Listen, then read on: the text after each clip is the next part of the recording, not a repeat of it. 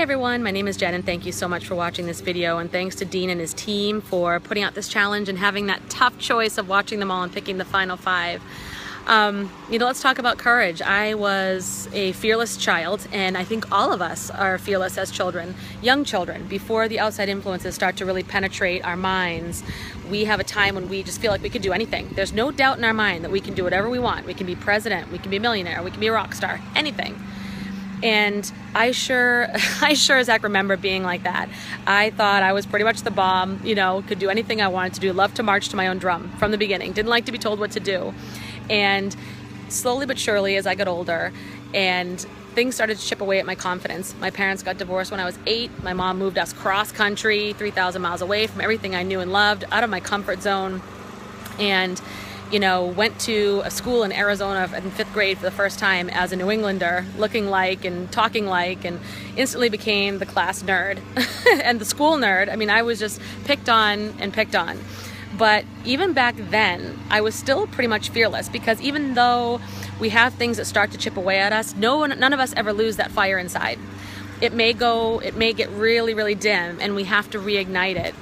And it takes a lot of effort, but it still never goes away. And when I was in 5th grade, even though I was picked on and teased, I decided to run for student council, and I stood up in front of the entire school in the cafeteria and did a speech on why I should be school treasurer, okay? And if you knew, that how much I was picked on, and just, it was just a really ballsy move to make. And so, of course I didn't win, but I had the satisfaction of doing it anyways, and I wouldn't give up. And slowly over time, I started to get less and less confident, because my mother became increasingly critical of me. And disclaimer, moms and dads, my mom loves me, our parents love us, and they do these things in the spirit of protection. I think she saw me going out there and taking these risks and didn't want me to get hurt, because she is not a risk taker herself. She likes to go with the crowd and not stand out, so not her daughter.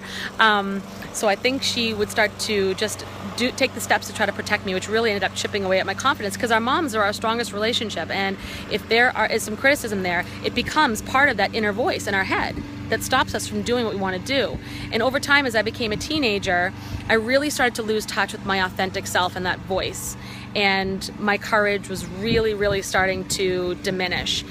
And that meant, and plus I didn't have a father figure. My parents were divorced, like I said. I started to make some really poor choices, got in some really awful relationships, to a point where I was physically attacked when I was 19, and from like 20 to 23, I was in a very abusive relationship, and I did not have a lot of confidence that I was meant to have a good relationship. I didn't have trust in that, and moreover, I didn't feel like I was worth it.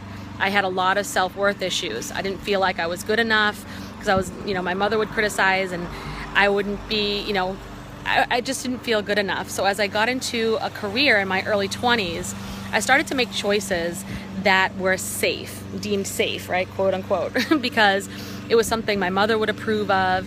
It was something that wouldn't hurt me. I was, tired of being hurt and rejected.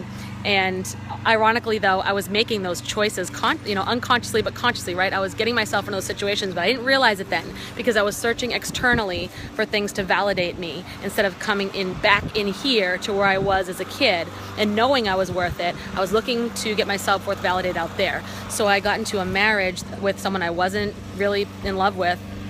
Didn't really know what that meant at the time, but he was safe, and I knew he was a good guy and wouldn't abandon me. And thankfully I got 2 beautiful children out of that, but I went to a career that I didn't like at all. Before my kids, I was in a career that I couldn't stand, but I know my mother liked it and approved of it, and it was safe and it was good paying. But corporate life just sucked the soul out of me, because I had to do and say things that I would not normally do. I had to fit into a mold that wasn't me. So finally what happened was I left my career and stayed home with my children. And even though I don't regret that for a minute, I love that. I was so grateful. I'm grateful and blessed. I knew my soul was being sucked out of me. And because, like I said, we never lose that fire, which means that if you don't reignite it, if you don't listen to it, if you don't find your inner voice again and keep hearing the voices of others controlling your life, because remember, I was a kid who hated to be controlled from the beginning. So this was just eating away at me. Finally, in my mid-30s, my health started to be affected, because that's what happens when we keep it all inside and don't make the right choices. So I knew I had to do something. I started listening to personal development, and I ended up getting a divorce, and I found myself as a single mom for the first time, and I was terrified because I didn't have a career. I'd been at home for 9 years, and I didn't want to be not at home with my kids anymore. That was, you know, part of what, that was part of my identity. That was a commitment that I made. So I had to make some choices, and I started to look for ways to be at home, and I started to look for ways to be an entrepreneur, because I knew, again, wanting to be in control was my why. Thank you, Dean, for saying that in this video, because I never really put that into words until today. That is my deep why. I want to be in control of my life. And I want to be there for my children and be an example of, they can look back and be proud of who their mom was and saw that she took the risks and the chances, not kept them down, not kept herself down.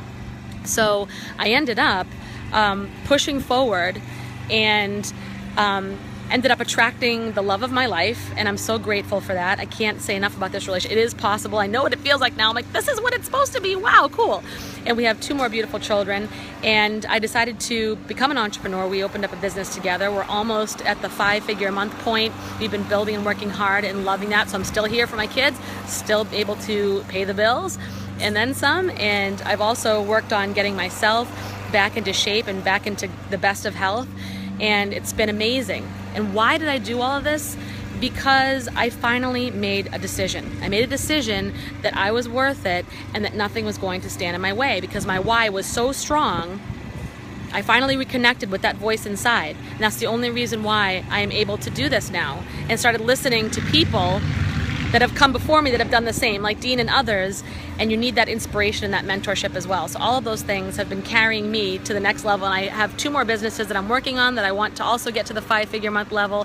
So I'm still working it, still working on the body, still working on everything every day, because it never ends. It's an ongoing journey, and so I highly recommend it.